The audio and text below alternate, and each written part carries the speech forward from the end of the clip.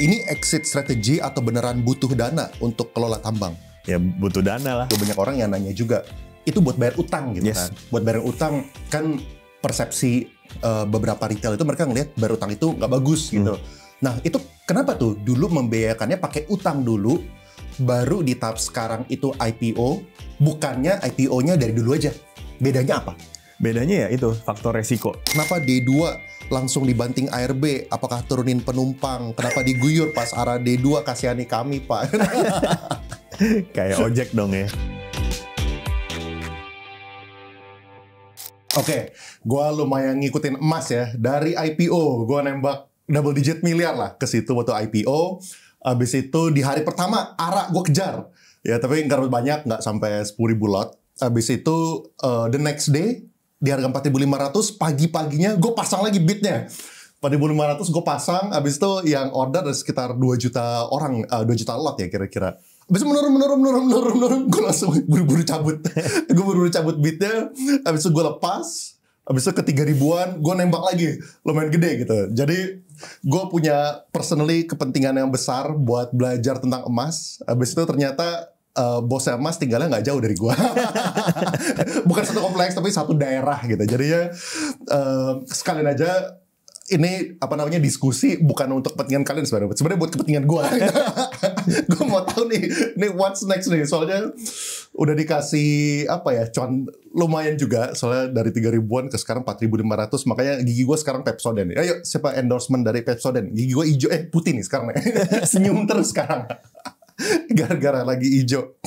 Terus habis itu jadi tentunya ini kita cuman bersifat edukasi ya, dan gue bisa sombong dikit soalnya gue sekarang investornya Bro Albert ya, CEO-nya emas nih. Gue investornya bareng sama Pak Thohir, bareng sama Pak itu, walaupun mereka miliaran lot, gue 1 lot 2 lot gitu.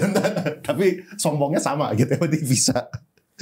Jadi gue bakal explore banyak ya tentang emas, fundamentalnya, lalu story-nya apakah bisa masuk ke MSCI. Soalnya kan BRMS itu juga baru naik gila-gilaan recently, mereka masuk ke indeks gold namanya GDX, dan GDXJ itu intinya tesis gue kenapa gue masuk lumayan gede.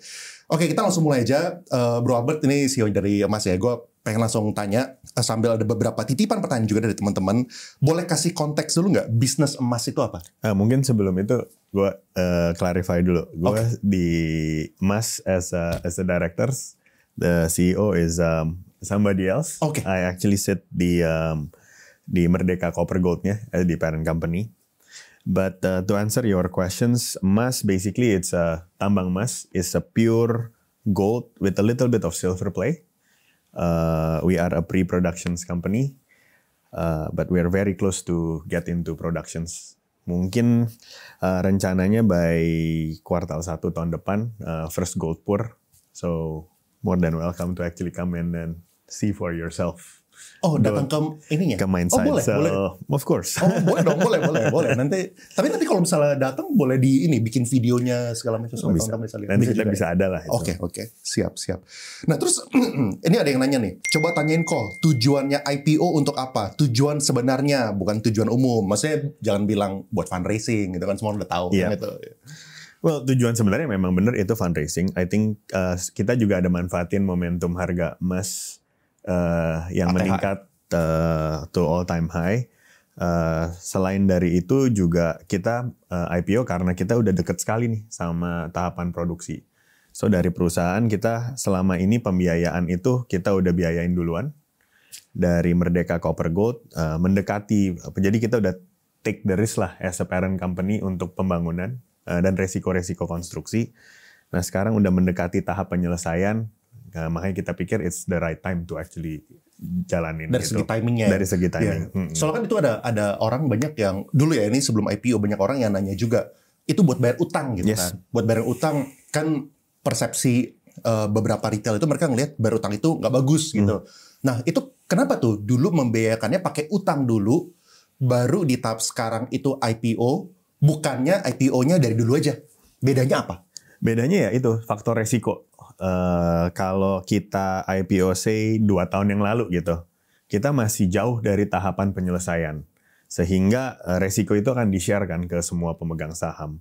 Sedangkan approach yang kita ambil adalah kita pakai capital dari parent company, pinjemin ke anak usaha di emas, sehingga di tahapan yang kita udah mendekati penyelesaian, baru kita listing. Sehingga tahapan resiko itu tuh udah berkurang sangat signifikan. Karena kegiatan penambangan tuh udah mulai dari 1 Oktober kemarin. Jadi first cut itu kita udah jalanin di 1 Oktober.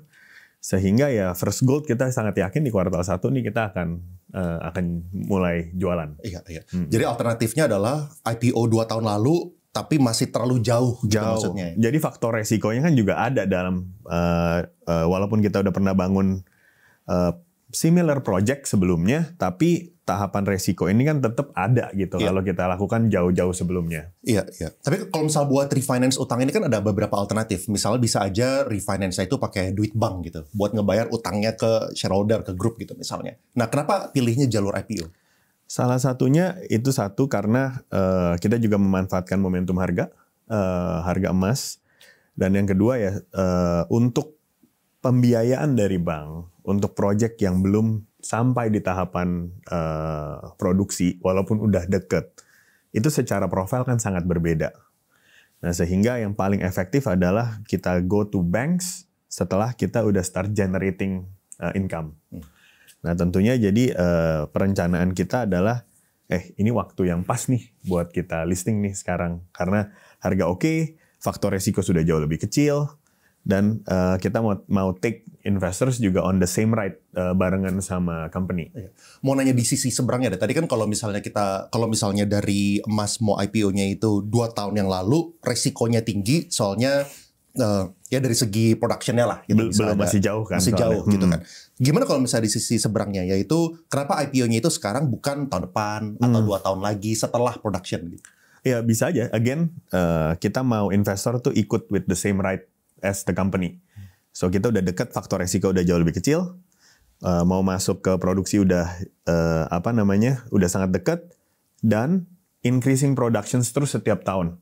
Karena kan project yang akan kita jalanin di tahun 2026 ini mulai itu tahapan awal. Produksi capacity itu sekitar up to 140-150 ribu. Tahapan kedua, itu kita akan meningkat ke 500 ribu ounce emas. Itu untuk tambang emas primer di Asia Tenggara. Di Southern Hemisphere lah ya. Itu mungkin salah satu yang paling besar.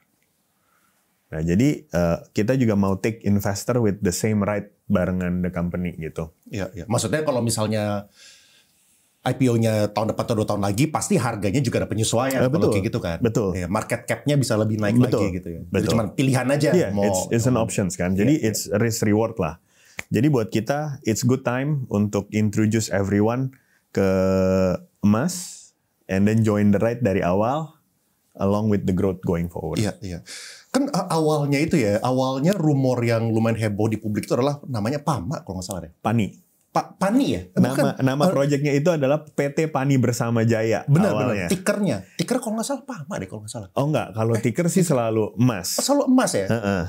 Tadinya kita mau lihat yang catchy itu seperti apalah gitu. Kan kebetulan emas belum dipakai. Iya. Nah, kenapa tuh ada perubahan dari yang sebelumnya itu Pani Bersama Jaya jadi PT Merdeka Gold Resources, bedanya apa? Sebenarnya nggak ada beda, cuman as a group di semua grup Merdeka Copper Gold untuk yang listed ada Merdeka Battery Material, ada Merdeka Gold Resources. Kita mau put that Merdeka brand name di project ini juga. Masalah namanya supaya konsisten aja. Betul. Gitu. As a group jadi kita konsisten lah. Iya.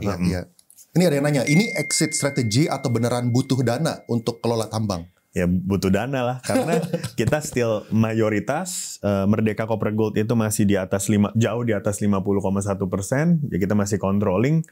Jadi ya memang tujuannya memang fundraise. Jadi saat ini tidak ada rencana untuk exit atau apapun, karena semua 10% capital raise yang dilakukan semua new money. Jadi duit baru gitu. Jadi nggak ada dari Merdekanya sendiri, kita tidak ada jualan. Iya. Kenapa pilih lepasnya itu 10% ke publik? Biasanya kan kalau misalnya dulu kan orang suka raise-nya itu 20% lah, berapa lah. Kenapa 10% sekarang? Satu is actually minimum free float requirements dari IDX. Berarti nggak butuh-butuh duit banget maksudnya. Karena tadinya juga kita ada pertimbangan, apakah 9% bisa gitu. Karena ya kita sesuaikan dengan kebutuhan kita. Yang kedua ya tentunya balik lagi ya, kita tahu nih kebutuhan capital ke depannya seperti apa, gimana cara kita manage waktu kita udah memulai operasi dan melanjutkan ke pengembangan tahap kedua. Ya dibutuhin segitu. Ya, kita masuk ke batas minimum tersebut. Maunya 9 tapi nggak bisa. Ini ada titipan orang nih, ini pasti pemegang sahamnya juga. Kedepannya, apakah akan ada kemungkinan RI Jumbo? Saat ini tidak, karena untuk pengembangan tahap 1 kita memang sudah mau selesai. Yang kita bisa mulai gold pertama itu di awal 2026. Dan untuk pengembangan ke tahap kedua pun, mestinya dari internal cash flow dan bank facilities yang kita bisa tap, karena udah ada income, mestinya tidak diperlukan untuk lakukan right issue. Iya, jadi semua dana untuk kebutuhan ekspansi saat ini terpenuhin. Iya. Oke, ini tesisnya gue ya. Ini tesisnya gue kenapa gue masukin double digit ke sini ya. Jadi teman-teman nggak usah ikutan ya. Ini cuma buat edukasi ya. Tesisnya gue itu adalah masuknya itu gara-gara ngeliat BRMS. Jadi BRMS kan mereka baru masuk ke itu Vanek Gold Miners ETF, namanya GDX sama GDXJ. Jadi mereka baru ada perubahan dari sisi gold ETF-nya, lalu tiba-tiba mereka di-include di bulan September. Makanya teman-teman cek sendiri, itu naik 200-300% gitu kan. Nah gara-gara itu kriteria kan beberapa, misalnya kayak lebih dari 50% income-nya itu harus dari gold related. Habis itu dari segi share price dari free float market cap itu udah terpenuhi dari jauh-jauh sebenarnya. Bahkan harga 100-an yang gue hitung ya itu udah masuk actually. Terus habis itu dari ini apa namanya? Yang average daily transaction, EDTV. Nah, itu juga tinggi. EDTV-nya nggak tahu kenapa emas tinggi banget setiap hari gitu. Nah, jadi kalau misalnya prediksi gue ada very good chance bisa masuk sih menurut gue ya. Tapi what do you think? Waktu emas itu IPO ya, apakah sudah ada tesis GDXJ nih? Kalau dari manajemen tentu kan kita fokusnya operasional ya. Oke. Cuman my understanding on this FunEx ETF emang harus ada average daily trading volumes yang udah ada track record dan revenue tuh udah printed. Sehingga kan sedangkan dari company kan kita print revenue pertama kali tuh akan di kuartal 1 2026.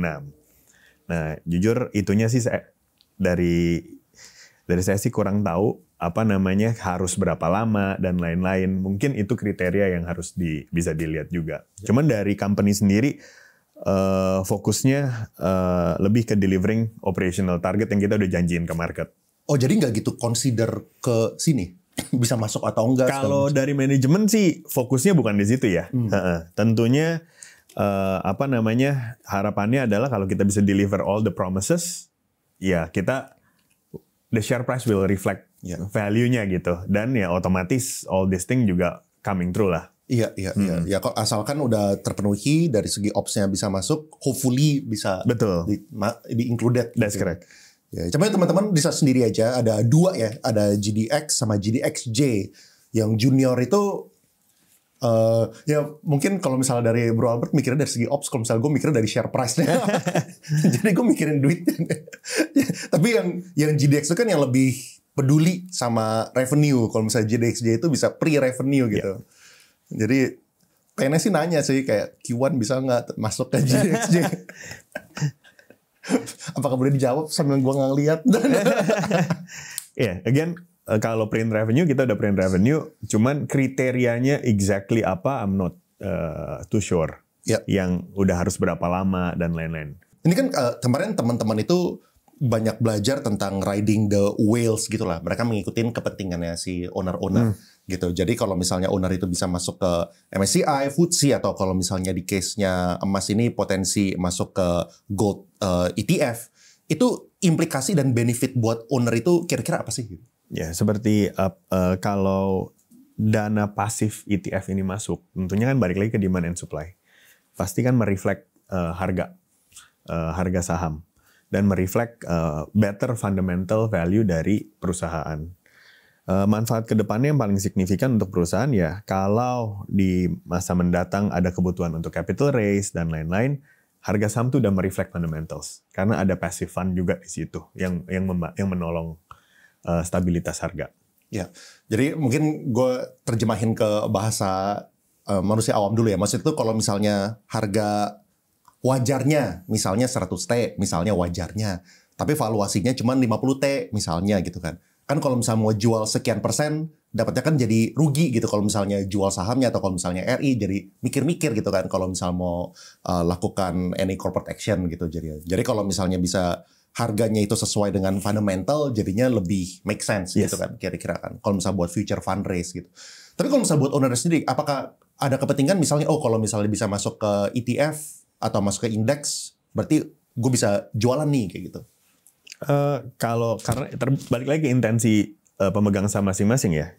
Cuman kalau dari kita, karena pemilik mayoritas dari emas ini kan juga another listed company, Merdeka Copper Gold, kita nggak ada intensi untuk exit dari sini. Kita mau actually ride it karena memang kita nature-nya perusahaan tambang. Iya.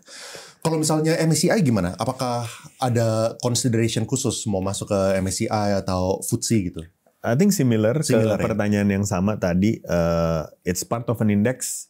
Cuman yang satu fokus ke komoditas emas, yang satu kan fokus ke Asia Pac kan. Iya. Tapi apakah di keep track nggak sih kayak harga untuk bisa masuk ke MSCI itu harus di sekian ribu gitu? Tahu nggak? Atau I think di analis-analis di market lebih jago-jago itu kalau ngeliatin index inclusion ya. Sekarang kayaknya banyak tuh. Iya. Jago-jago. Iya.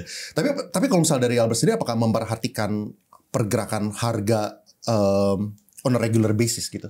Misal untuk harga IPO arahnya berapa kali gitu. Not so much to be. Not so much. Iya, kalau boleh jujur not so much karena ya memang itu kan market mechanics kan sebenarnya. Iya. Ya, soalnya kan biasanya kan kadang-kadang kalau misalnya dari segi perusahaan ada yang kejar arahnya sampai berhari-hari gitu kan. Ada yang nitip pertanyaan nih, kenapa D2 langsung dibanting ARB? Apakah turunin penumpang? Kenapa diguyur pas arah D2? Kasihani kami, Pak. Kayak ojek dong ya.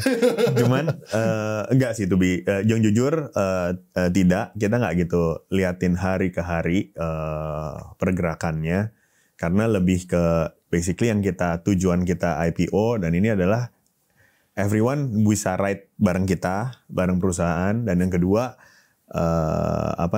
kita pengen harga saham itu mereflect fundamental yang ada. Karena yang kita lihat emas ini bisa jadi alternatif beli emas. Tapi kan waktu di hari kedua orang pada kaburnya tuh di harga 3 ribuan tuh. Sekarang udah di harga 4 ribuan. Jadi apa pelajaran yang bisa diambil sama investor retail yang kabur di hari kedua? Susah juga ngomong ya. Cuman balik lagi kalau dari saya sih back to fundamentals. Karena trade dari day to day, hari ke hari, pergerakan tuh bisa, volatilitas is part of a market mechanic. Cuman saya sih cukup percaya longer term tuh share price tuh akan reflect fundamentalnya seperti apa. Langsung nih, ada orang yang nanya soalnya, target price-nya menurut Koko 10.000 bisa nggak? Tergantung harga emasnya berapa. Kalau harga emasnya terbang terus ya. Iya, soalnya dia secara fundamentally harga sahamnya harusnya terkait sama harga emas. Soalnya ini perusahaan nambang emas di mana biayanya itu dari biaya tambangnya, lalu revenue-nya itu dari jual emasnya gitu. Betul. Secara konsep kayak gitu kan. Secara konsep seperti itu. Iya, makanya kalau misalnya harga emasnya naik, harusnya sahamnya juga ada benefit gitu. Iya, betul. Kira-kira. Oke. Berarti nggak kayaknya gue sama Hengki lebih ngikutin itu. Oh, ini hari ini yang beli MG banyak 100M gitu kan. Kalau misalnya dia mikir nambangnya, mikir yang penting berjalan operationsnya gitu-gitu ya. Kalau dari si perusahaan. Oke, kita ngomongin dari segi valuasi emas deh. Kan kalau misalnya orang awam biasanya kan ngitungnya kan dari PER lah, PBV lah, PS ratio gitu kan. Tapi kan waktu IPO kan pembukuannya ya gara-gara belum mulai jualan emasnya masih nggak bisa dihitung dari situ gitu. Nah, cara yang fair untuk kita mikirin valuasi emas kalau itu kayak gimana? Ya, kalau dari company kita lihatnya ya basically kan kita ada schedule peningkatan produksi ke depan. Sehingga ya masing-masing investor bisa take their own view dengan profil produksi yang seperti ini, kita hitung balik tuh seperti apa valuasinya. Dan kita sih cukup percaya bahwa we will continue delivering this peningkatan produksi ke depan. Iya, berarti kan di phase pertama tadi 120. Di phase pertama kapasitas itu bisa up to 140.000, 150.000 million ounce ya. 1,000 ounce. Berarti kalau misalnya kayak itu artinya 7 juta itu yang cadangannya udah ada. Terus kalau misalnya yang udah di-define prosesnya sampai dari awal sampai akhir itu 4,8. Berarti dari 7 juta 4,8 ini semacam kayak udah diaudit bener ada gitu maksudnya. Betul. Jadi udah 7 juta juga udah diaudit ada. 7 juta udah diaudit. Ini level audit berikutnya. Oke. Paling gampangnya seperti itu. Iya, paling gampang. Oke, jadi kira-kira 7 juta udah ada, terus habis itu yang 4,8 ini kayak audit level 2 lah. Betul. Gitu ya. Tapi ini angkanya berbeda sama yang kemarin waktu IPO. Betul, waktu IPO itu 7 juta itu sumber daya, 1,9 juta itu cadangan. Oke. Karena along the process tuh kita ada lakukan studi untuk mendefine sumber daya, more of sumber daya ini menjadi cadangan. Oke. Ya jadi kayak semacam ya gampangnya kayak audit 1, audit 2 gitu lah ya. Jadi 7 juta ini udah pernah diaudit sekali. Lalu waktu pertama kali IPO itu 1,9 juta. Audit level 2-nya sekarang ditingkatin lagi. Betul. Jadi yang 1,9 ini jadi 4,8. Betul. Gitu. Berarti seharusnya bakal nambah lagi. Betul. Berarti. As part of the process yaitu kita mau mayoritas dari sumber daya ini bisa di-define sebagai cadangan. Terus kalau apakah boleh nanya ya? Terus kalau misalnya gitu intinya yang fair price-nya berapa tuh? Cara hitungnya gimana? Kayak coba deh walk through the thought process kalau misalnya kayak gitu. Berarti cara itu berarti di tahun 2032 tadi ya? 2032. Actually apa mendingan bawa laptop ya? Oh, gue boleh bawa laptop nggak ya? Silakan. Gue bawa laptop, bisa nanti coba deh hitungin. Ini kita bisa hitung pakai future cash flow berarti kan? Betul. Jadi 2030 tapi kan itu variabelnya banyak kan? Iya, tentu. Variabel harga emas ada di sana. Iya. Variabel peningkatan produksi juga ada di sana. Nah, itulah dari situ. Iya. Itu kalau misalnya itu BAU business punya analisis lah ya. Betul. Kita kan cuman bisa menggunakan data yang kita punya sekarang. Betul. Tapi asumsi kita berarti 2032 itu 500.000 dengan harga berapa nih? Betul. Ya kan, harga berapa dolar per ounce? Betul. Dan juga harga dolar berapa gitu. Betul. Itu kita nggak tahu juga kan. Betul. Nah, banyak variabel-variabel itu sebenarnya. Iya. Nah, lo kan teorinya kan kita tinggal discount ke harga hari ini. Iya, technically seperti itu. Lalu tinggal dikalikan pair-nya. Kayak pair-nya berapa yang comparables gitu ya. Kayak dari Archie lah, BRMS segala macam mereka punya comparables berapa. Coba deh. Ini for fun ya. Coba kita lihat ya. Oke. Berarti cara hitungnya itu sekarang 2032 ya, yang 500.000 ya. Yep. Habis itu 2000 next year 2026. Ini kan production. Ini kan tadi 150.000. Enggak, tahun depan kita akan sekitar 80.000. 80.000. Oke lah, kita itu fokus ke 2032 yang waktu peak ya. 500.000 ya di sini ya. 500.000. Digampangin dulu. Oke, terus habis itu harga emas. Harga emas kan berapa sih? 4.000 ya? 4.000. Let's say 4.000 lah ya. 4.000 per ounce ya. Per ounce. Berarti kan kalau misalnya ini USD to IDR 16.500. Berarti kalau misalnya kayak gitu secara value ini revenue aja kan udah ke-reflect kan. Iya, revenue ke-reflect tinggal dikalikan ininya. Salah. Ini revenue. Tinggal dikaliin cost kan sekitar 1.200-an. Oke. Nah, ini revenue nih. Habis itu cost sekitar 1.200 ya? Oh, kalau gitu ini aja. Dari sini. NPM-nya berarti langsung. Itu cost itu apa sih? Royal apa yang ya banyak kan, ada mining cost, ada royalty, gitu, processing. Betul. Ya. Ini 1.200 ya. Ini cost-nya. Ini cost of production gitu. Let's say per sama royalty mungkin bisa 1.000. Ya, 1.500 lah. 1.500. Oke. Net profit margin ini minus ini EBITDA level kan sekitar 2.500. Iya. Oke. Nah, ini langsung aja nih kalau kayak gitu. Profit. Iya.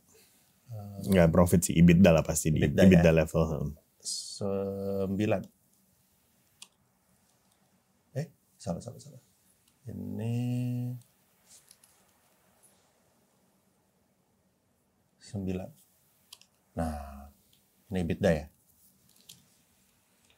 Kayak gini nih jadinya. Ini kali ini. Oke. Terus habis itu kita sekarang diskon. 2.500. Diskon berarti sekarang tahun 2000, berarti ini dibagi berapa nih diskon rate ya yang wajar? Ya sebenarnya sih kalau kayak gini kan 15%. Kita mau pilih multiple berapa? Iya. Mau multiple berapa and then kita discount back. Iya. Sebenarnya kan paling simple kan begitu. Kali 7 tahun ya? 7 tahun. Berarti kan 7 tahun, habis itu ini dikali multiple berapa nih? PR-nya berapa? Ya, PR yang wajar berapa? Nah, berapa PR yang wajar nih? Archie berapa sih Archie? Enggak, ini EBITDA. Ini harus pakai EV EBITDA. Ah, berarti berapa tuh EV EBITDA? Yang fair berapa ya? Itu EV EBITDA ya? Pakainya EV EBITDA. Archie kelihatan nggak sih kalau dari sini? Ini ya? Berapa sih? 39? Nggak mungkin.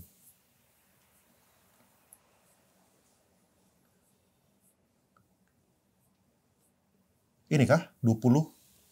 Ini tahun.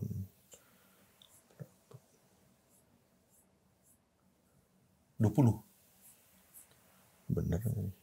Harusnya bener lah. Dari sini, dari iPod 20. Setelah lagi coba supaya kita comparables-nya make sense. EV EBITDA 70. Gila, dahsyat banget sekarang. ini Juli loh. Belum terbang harganya loh. Oke lah. Let's hitung 20. Wow. Hah? In all my career, never seen this. Valuation before.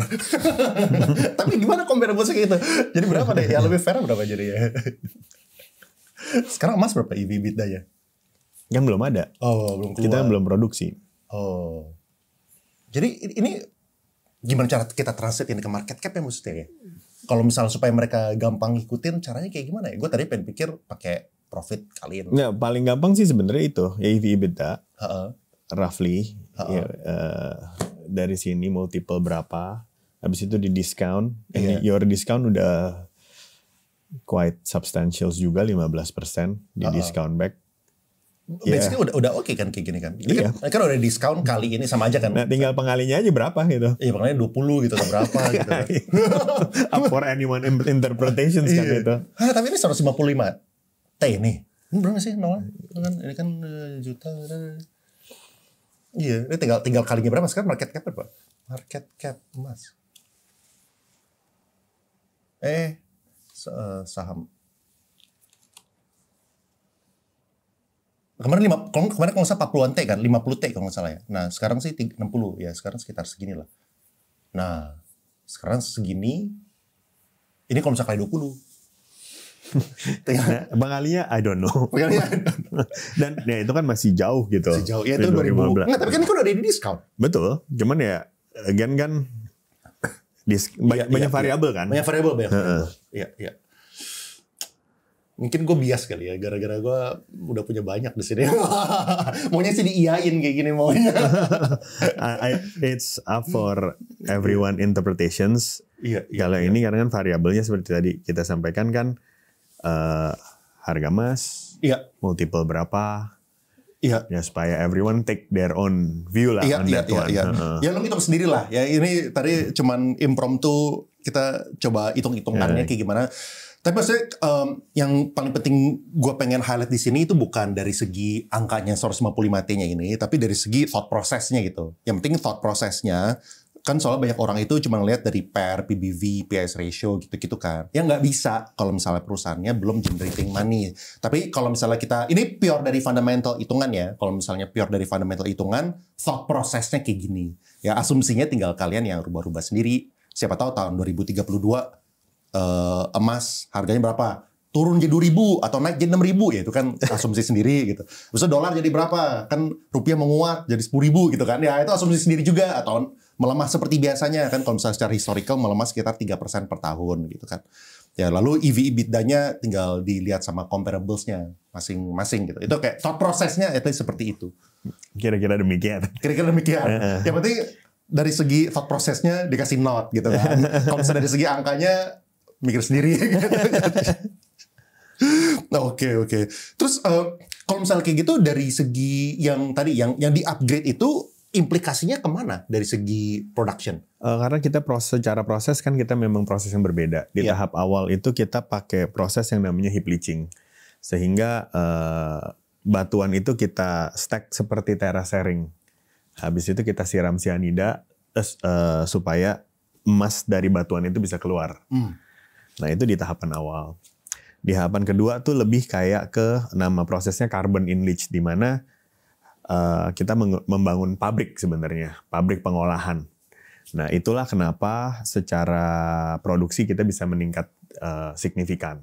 Karena memang ada 2 tahapan proses yang kita lakukan di saat yang bersamaan. Sehingga peak production itu bisa mencapai 500.000. Oke. Terus berarti your experience itu sebelumnya udah dari yang Merdeka in Copper berarti. Untuk tahapan pertama yang heap leach ini kita udah bangun barang yang sama di Banyuwangi under Merdeka Copper Gold. Oke. Maksudnya prosesnya sama. Prosesnya gitu? sama. Di proses yang ada di tahap 1 ini sama. Iya.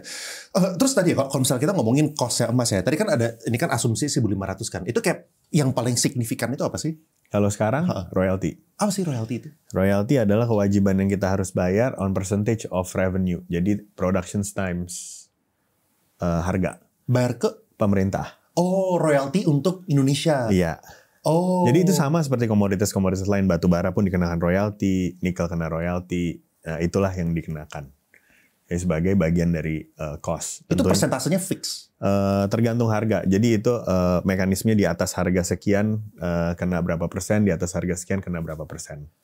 Harga lebih naik, apakah persentase lebih turun? Atau enggak, harga naik, persentase lebih tinggi. Oh, menarik. Ya itu jadi bisa dibilang kekayaan Indonesia alamnya jadi bisa diberikan benefit kembali ke Indonesia dari situ. Betul. Secara teori kayak gitu. Secara teori kan? Seperti itu. Oh, soalnya mereka dapat dari royalty di situ ya masuk ke uang negara lah. Betul. Uang negara buat membangun. Jadi itu kayak seolah-olah tuh seperti revenue share dengan pemerintah. Karena di bawah kan kita tetap masih subjek terhadap pajak kan. Pajak atas keuntungan. Tetapi kalau itu adalah seperti revenue shares dengan pemerintah. Ya itu emang dipukul rata ke semua. Semua penambang dikenakan royalti dengan tarif yang berbeda-beda tergantung jenis komoditas. Tapi basically komoditas apapun nih. Betul. Mau coal, copper, nikel. Itu semua ada tarif yang berbeda-beda. Oke. Itu sama nggak sih kayak di negara-negara lain? Apakah kayak gitu juga? Sama. Biasanya? Sama ya konsepnya. Sama. Secara konsep sama. Iya. Terus ada orang yang nanya nih, apakah saham emas cocok untuk investasi jangka panjang? Ini teman-teman investor nih pengennya dibilang iya gitu. Pengen dikasih kode sebenarnya. Kalau kita kan bias lah ya pasti dari sisi perusahaan ya. Cuman tadi yang saya mau sampaikan, emas ini kenapa kita salah satu alasan IPO juga karena kita merasa pemain pure emas di stock market Indonesia juga sangat terbatas. Dan secara cadangan kan tadi udah disampaikan bahwa cadangan emas ini salah satu yang cukup besar. Dalam skala global pun cukup besar sebagai tambang primer emas. Sehingga menurut kita benar-benar a pure play to gold price, harga emas. Jadi kalau balik lagi boleh dipegang secara jangka panjang atau tidak, ya tentu ya masing-masing punya view on harga emas seperti apa ke depannya.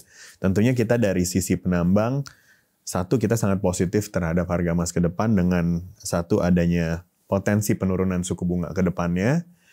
Yang kedua juga ada weakening US dollar depan, dan ketiga tentunya kondisi geopolitik yang ada. Boleh share nggak sih mengenai view ini ya, yang kayak dari segi makro dan juga implikasinya ke harga emas.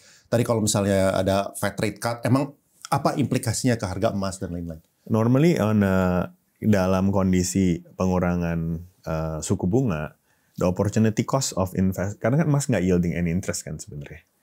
The opportunity cost of actually holding emas sama taruh di government bond itu almost the same. So orang tuh this is safe haven asset gitu jadinya. Dan yang kedua tuh juga protections against inflation kan sebenarnya. Jadi makanya kalau ada terjadinya penurunan suku bunga, historically harga emas tuh relatively perform lumayan. Gitu. Ya. Gue sedikit translate ya. Jadi maksudnya kayak gini, kalau misalnya di US kan ada yang misalnya namanya treasury bond gitu kan. Misalnya mereka ngasihnya 4% misalnya atau 4,5 gitu misalnya.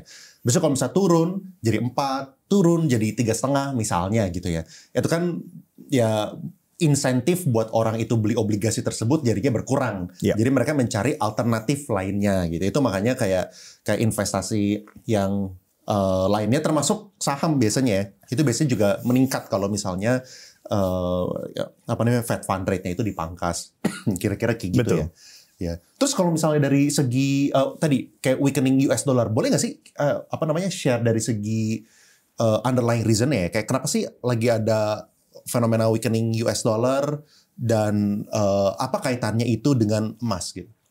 Kalau weakening US dollar kan memang karena rate continue untuk turun. Jadi kan orang kan cari alternatif investasi in other currency lah or other government bond. Sehingga in general tuh akan terjadi pelemahan US dollar. Yang seperti saya bilang emas, gold as a commodity itu dilihat sebagai relatively alternative asset in the environment whereby dollar is weakening. Balik lagi ke teori yang sama, flow of money. Iya. Karena ada alternatif investment di tempat lain. Iya. Kalau misalnya dari segi cadangannya emas ini ya, kayak comparable-nya dengan gold miner lainnya di Indonesia, itu kayak gimana sih kira-kira? Kalau kita dengan cadangan, dengan sumber daya 7 juta itu, kalau tambang primer ya, jadi nggak take into account tambang tembaga kayak Freeport atau... So boleh share nggak sih itu bedanya apa tuh? Yang primer sama... Yang primer kita cuma produksi emas, ada kandungan silver di sana. Tambang-tambang yang besar kalau kayak ngomong Freeport maupun Aman, mereka juga besar, mereka sangat besar. Mereka kan ada produksi tembaga dengan kandungan emas. Nah kalau kita benar-benar emas is a primary commodity. Nah kira-kira demikian. Itu mungkin salah satu yang itu ada di Indonesia salah satu yang paling besar. Iya. Apakah boleh ngomong nggak sih kayak kalau misalnya kayak Archie atau yang sebelah gitu mereka berapa ya kayak ininya apa namanya? Oh datanya kan available tuh di publik sebenarnya. Iya. Cari sendiri maksudnya jangan nggak enak. Iya. Siap. Nah terus kayak gini kan tadi kan kalau misalnya lu sempat share kalau misalnya beli emas as in saham emas itu menjadi alternatif untuk beli emas as in emas the gold gitu ya kayak beli batangan versus beli saham gitu. Nah itu kayak cara lihat korelasi itu kayak gimana? Kayak kenapa itu bisa dilihat sebagai alternatif? Karena gini, beli emas kan beli 1 gram ya 1 gram. Kalau beli kita lihatnya kalau beli perbandingannya dengan saham ada faktor pertumbuhan satu adalah faktor harga emasnya juga which is sama dan yang kedua adalah faktor pertumbuhan produksi. Kan kalau kita beli sekarang dengan produksi 80 ribu gitu. In the future kan continue to grow kan. And then riding it the same. Jadi itu leverage ke harga emas dan leverage to pertumbuhan produksi. Tapi kalau misalnya harganya misalnya kayak lagi ATH kayak gini ya atau lagi meningkat. Biasanya kan orang jadi punya insentif buat naikin production-nya atau apa gitu kan. Kalau misalnya dari perusahaan sendiri apakah ada insentif untuk mempercepat produksi dan lain-lain? Nggak sesimpel itu juga. Karena kan ada keterbatasan kapasitas di setiap supply chain yang ada. Satu, untuk produksi itu untuk penambang di Indonesia itu diatur oleh RKB. Jadi memang semua perusahaan harus wajib submit RKB ke Kementerian SDM, di mana jumlah kuota produksi itu disetujuin sama mereka. Yang kedua, ya kan truk kita segitu gitu. Mau nambah kan berarti it means kita harus tambah truk, tambah kapasitas, dan mining plan juga berubah. Jadi idealnya seperti itu nggak of course idealnya maunya, cuman ada batasan-batasan yang semua orang tuh harus ikutin gitu. Iya. Di situ. Ya, jadi nggak semudah kayak kalau pabrik kan, ya harga bagus nih, nyalain mesin dari tadinya operate 16 jam jadi 18 jam, produksi langsung naik. Kalau penambangan nggak seperti itu. Ya, jadi dari segi waktunya juga butuh proses lebih lama kalau misalnya mau ningkatin produksi gitu ya, kira-kira. Kedepannya, apakah emas akan lakukan diversifikasi ke produk turunan emas mungkin? Gitu? Saat ini belum ada rencana karena yang kita jual itu bentuknya granul, jadi tuh kayak biji-bijian emas. Nah kita langsung jual. Mungkin ada perusahaan-perusahaan yang lain ke downstream ke bawah yang bikin batangan dan lain-lain. Tapi saat ini belum. Oh, dari segi emas belum tertarik buat jual batangannya dengan merek Merdeka gitu? Belum. Iya. Oke, terus paling gini kali, pengen ngertiin your journey juga ya, kayak sebelum jual emas itu berarti udah bergabung di, berarti kan emang bukan pertama kali di grup Merdeka di emas berarti kan? Soalnya kan sebelumnya kan dari yang koper tadi. Betul, dari Merdeka Koper itu dari awal 2021, di 2021 sampai sekarang. Sebelumnya itu? Sebelumnya itu 5 tahun di pemegang saham di Saratoga. Oh, sebelumnya di Saratoga. Oke. 5 tahun. Jadi memang big transition. Sebelumnya lagi di broker. Oke. Jadi 10 tahun, hampir 10 tahun di broker, 5 tahun di Saratoga, 5 tahun lagi di Merdeka Group lah secara keseluruhan. Jadi sebelumnya dari investor jadi eksekutor. Menarik ya. Oke. Gimana tuh kerja bareng sama Pak Sandi, Pak Edwin, pengalamannya kayak gimana? Oh, tentunya sih ya banyak belajar lah ya dari mereka. Terutama kan karena sebelumnya nggak ada experience terjun di real, kasarnya seperti real sector lah. Jadi banyak adjustment, banyak yang harus dibelajarin juga. Iya.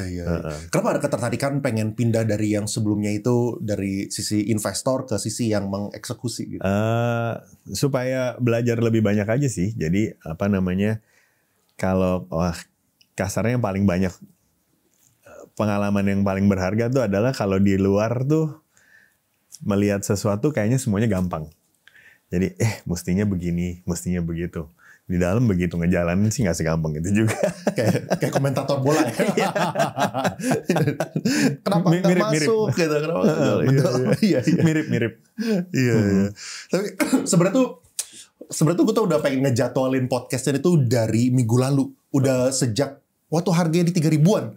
Itu sebenarnya udah ada intensi, ayo kita cari jadwal. Cuman lagi di luar negeri dari guanya kan. Besok kebetulan baru balik, and ini the fastest schedule. Sayangnya harga udah terbang gitu, sayangnya ya. Jadi, ya hopefully masih terus berlanjut terbang gitu ya. Tapi sekali lagi ini bukan ajakan buat jual beli, dan teman-teman juga nggak tahu gitu keputusan gue. Sekarang sih gue pegang banyak, tapi bahwa besok gue jual atau besok gue nambah itu kan juga ya keputusan masing-masing lah. Don't let this my personal holding itu affect your decision gitu. Ada orang nitip pertanyaan nih, MDKA pegang mayoritas emas. Sinerginya buat proyek PANI itu kayak gimana dari sisi modal dan teknologi? Satu yang tadi disampaikan, teknologi yang dipakai untuk tahap awal PANI itu udah ada di Banyuwangi sebelumnya, di tambang kita yang pertama. Sehingga nggak banyak relearn yang kita harus lakukan. Tentunya banyak expertise yang udah ada di tempat sebelumnya kita bisa pakai lagi di sini. Jadi orang operationsnya dan the do and the don'ts dari tempat yang awal, nah kita bawa lagi ke sini. Karena sangat mirip secara operasional di awal. Nah tentunya itu satu. Yang kedua adalah permodalan.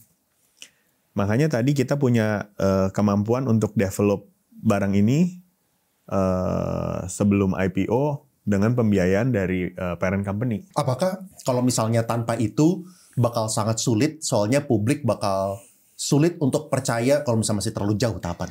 Kalau masih terlalu jauh tentunya ya publik masih balik lagi ke elemen resiko kan. Resiko masih sangat gede.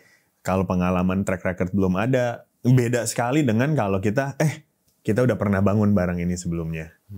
Sekarang kan barang yang sama kita bangun di tempat yang berbeda aja gitu. Sebenarnya ada elemen kasarnya mungkin nggak berusaha menyederhanakan, tapi kasarnya kayak copy and paste. Iya.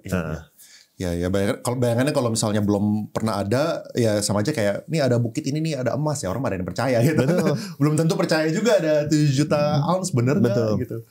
Iya, iya. Tapi kalau saat perusahaan mining kayak gini ya, biasanya isu di lapangan tuh kayak gimana sih yang paling sering terjadi? Kalau kita selalu bilang, waktu kita bangun tambang tuh, semua stakeholders tuh harus benefit. Karena di tambang itu ada warga sekitar. Di tambang itu juga ada enviro yang kita harus jaga. Dan tentunya ya shareholders juga harus take the benefits. So challenges-nya pasti berkisar antara itu. Ya, makanya kita harus make sure bahwa tambang boleh benefit nih ya. Shareholders boleh benefit. Pegawai juga harus benefit. Masyarakat sekitar juga harus merasakan benefit dengan keberadaan tambang di sana dan environment. Makanya itu yang kita harus paling jaga. Dan isunya tuh berkisar antara memastikan bahwa semua stakeholder ini benefited. Seberapa sering Albert terbang ke site, ke lokasi gitu? Mungkin every 3 bulan, 2-3 bulan. Buat mastiin progresnya on progress, track gitu ya. Oke.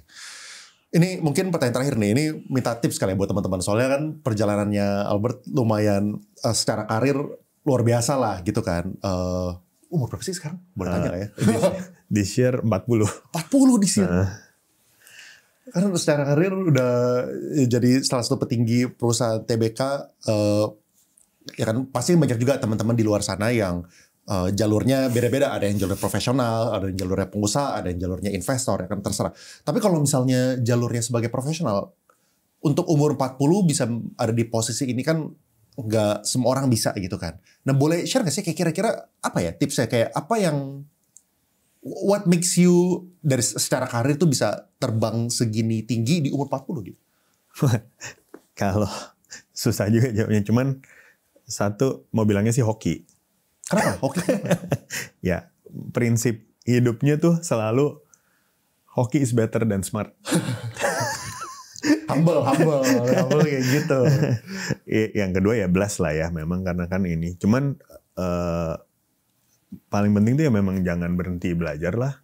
Karena kan balik lagi tadi seperti Leon bilang, mau jadi investor, jadi pengusaha, jadi profesional, will make mistakes along the way itu pasti ada lah gitu loh. Yang penting belajar aja dari kesalahan-kesalahan yang udah dibuat di masa lalu. Mungkin yang pengen ditanya nih kali, yang kira-kira kan pasti banyak lah kayak teman-teman yang karir dulu waktu masuk levelnya itu sama dulunya, dan mereka itu tuh mungkin secara level mungkin mereka manajer segala macam naik lah, tapi kan naiknya nggak secepat Albert gitu misalnya. Boleh share nggak sih kira-kira yang membedakan itu apa? Ini tujuannya buat edukasi supaya kita bisa belajar, terutama teman-teman yang masih umurnya itu 20-an 30-an 10 tahun yang lalu, kayak what did you do right yang mereka harusnya bisa lakukan gitu. Balik lagi, satu ya hoki, yang kedua ya jangan berhenti belajar. So you gotta actually. Emang orang lain biasanya kayak gimana? Kalau misalnya masih berhenti belajar tuh kayak gimana? Kadang-kadang kan gini, kita kalau gagal kadang-kadang kan juga ya nyerah is actually, keinginan untuk nyerah kan wajar kan, sebenarnya pasti ada lah, semua orang ada. Ya cuman kalau itu yang membedakan orang yang nyerah sama yang continue to jalan terus. Iya. Nah itu karena waktu pertama join di market pun di 2007, nggak sampai setahun 2008 tuh subprime crisis. Orang-orang sekitar tuh udah gone semua. Oh, keluar dari market? Either keluar atau memang karena market nggak ada. There is no market at that time. Ya terus itu kan pilihannya adalah lanjut, dan kebetulan makanya balik lagi hoki. Karena marketnya reboundnya cukup cepat. Di awal 2009, market tuh udah rebound. Di tengah-tengah 2009 tuh udah and then banyak yang nggak ada dan lain-lain. So ya kita by factor of luck masih ada.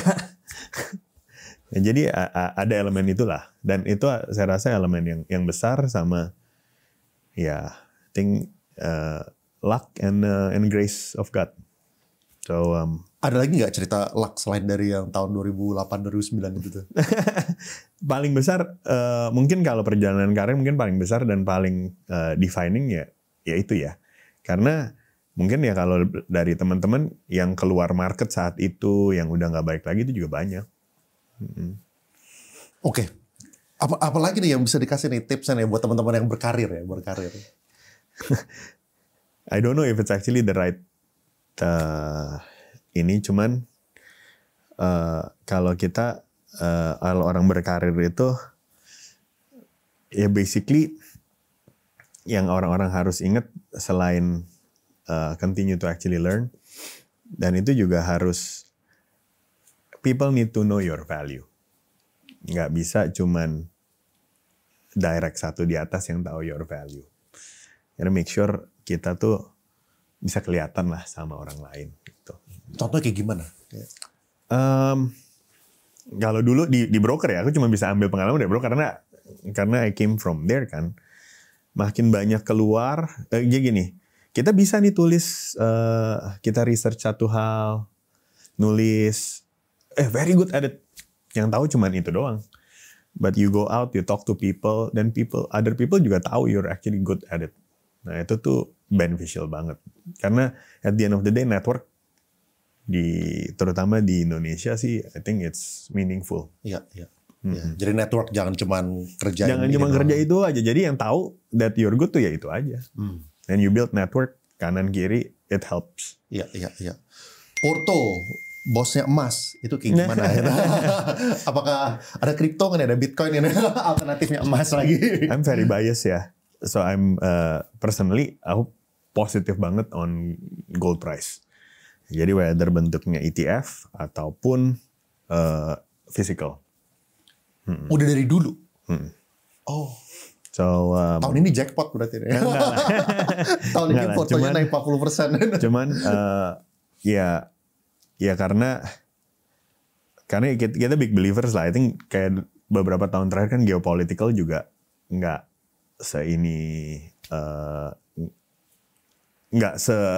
stabil yang orang harapkan kan. I think it's also global maksudnya. Global. It's also a play of that kan. Iya. Makanya harga emasnya terus jadi itu boleh share nggak sih kayak persentasenya? Apakah itu 50% atau 60%? Atau nggak ranking? Jadi gold satu, abis itu saham, kripto. Gitu. Basically around gold and equity lah. Gold and equity. Ya soalnya emang dari PE sebelumnya jadi saham. Terus kalau misalnya saham apa nih view-nya? Apakah fundamentalis atau nebeng ke saham-saham Konglo juga? Karena background-nya lama di broker, jadi mungkin jadi naturally fundamental ya. Karena background pengalaman aja sih sebenarnya. Nggak ada yang benar, nggak ada yang salah. It's just a choice aja sih. Iya. Karena I'm pretty sure another way to look at it juga there is a lot of people that benefits lah. Iya. Sip. Thank you banget. Ditunggu undangannya buat tahun depan ya? Berarti ya? Tahun depan. Apa tuh? Februari? Januari? Rencana first gold pour-nya di Februari. Itu berarti datang ke site, habis itu lihat the whole prosesnya gitu? Boleh.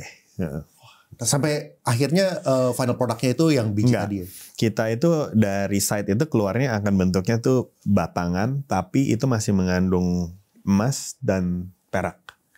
Nah barang itu biasa kita refine lagi di logam mulia.